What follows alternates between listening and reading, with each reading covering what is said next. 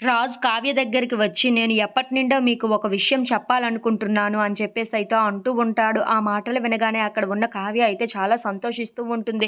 ఇంతలో అక్కడ ఉన్న రాజ్ మాత్రం కావ్య దగ్గరికి వచ్చి, అవును, ఆ విషయం నేను ఏం చెప్పాలనుకుంటున్నానో, మీ కళ్ళల్లో ఏం కనిపిస్తుందో ఆ రెండు ఒకటే అని నేను భావిస్తున్నాను.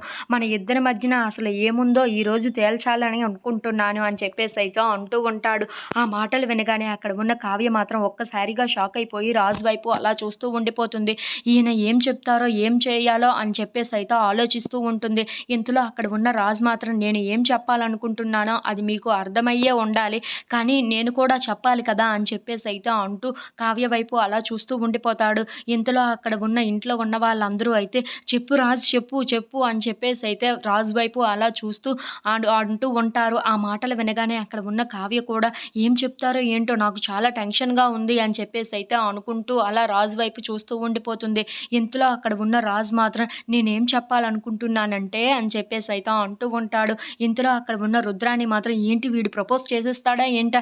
ఇప్పుడు మొత్తం తిరగబడిపోతుంది కదా అని చెప్పేసి అయితే అనుకుంటూ ఉంటుంది. ఇంతలో అక్కడ ఉన్న రాజు మాత్రం చాలా సిగ్గుపడుతూ కావ్య వైపు చూసి నేను అసలు ఏం చెప్పాలి అనుకుంటున్నానంటే నేను మిమ్మల్ని ప్రేమిస్తున్నాను. ఆ విషయమే మీకు చెప్పాలనుకుంటున్నాను. మీ మనసులో కూడా ఇదే ఉందని భావిస్తున్నాను అని చెప్పేసి అయితే కావ్యకు ప్రపోజ్ చేస్తూ ఉంటాడు. If you like this video please subscribe.